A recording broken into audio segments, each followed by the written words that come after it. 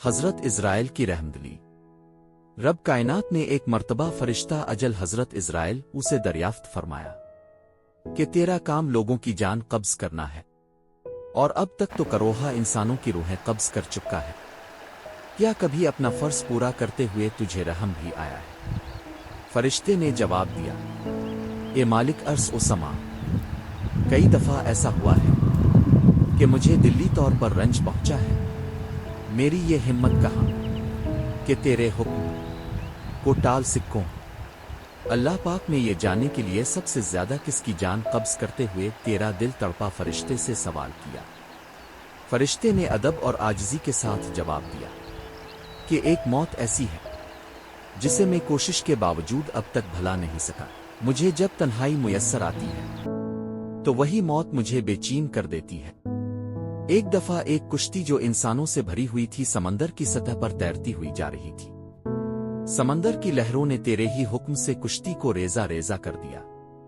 مجھے حکم ملا کہ سوائے ایک عورت کے جس کی گود میں نوزائیدہ بچہ تھا، سب کی ارواح قبض کر لوں۔ الغرض کشتی کے تمام مسافروں کی جانیں قبض کر لی گئیں۔ ایک لکڑی کے تختہ پر وہ ماں بیٹا لیٹے لیٹے ہوا کہ زور سے سینکڑوں میل دور کنارے جا لگے۔ میں خوش تھا کہ ان کی جان بچ گئی۔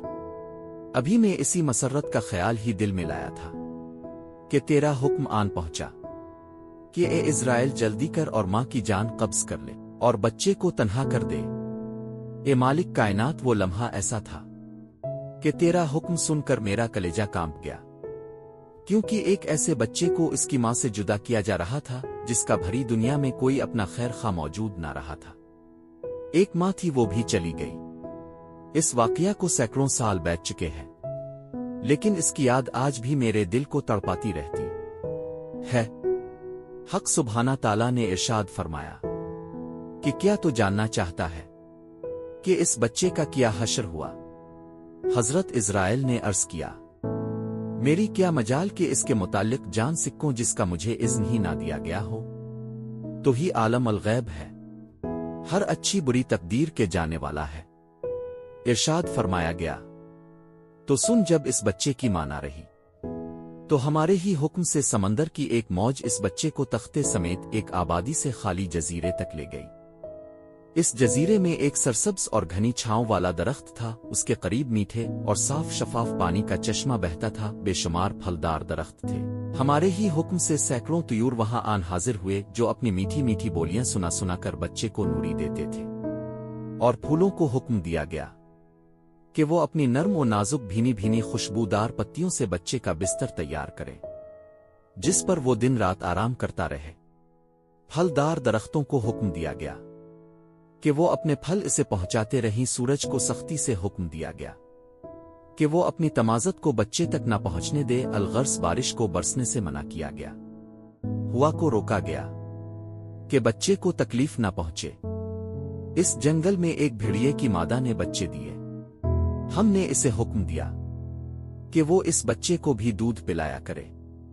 کائنات کی ہر چیز نے ہمارے حکم کی تعمیل کی، اور اس طرح وہ ماں سے بچھڑنے والا بچہ پرورش پا کر خوب صحت مند اور بہادر بن گیا۔ اسے یہ محسوس تک نہ ہونے دیا گیا کہ دنیا میں تکلیف نام کی کوئی شے بھی ہوتی ہے۔ اسے جتنی بھی نعمتیں عطا کی گئیں، اس نے ان تمام کے ملنے پر ہمارا شکر ادا کیا۔ یہ تو تھا اس کی پرورش کا قصہ۔ اگر اب تو جاننا چاہے کہ وہ کہاں ہے، کیا کرتا ہے، تو سن لے۔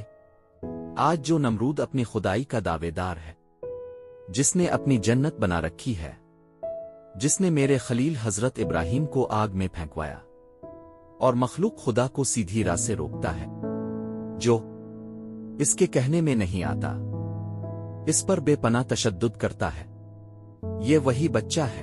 حاصل کلام، اللہ کے بھید کوئی دوسرا نہیں جان سکتا، کیونکہ اس کے ہر کام اور ہر حکم میں حکمت ہی حکمت ہوتی ہے۔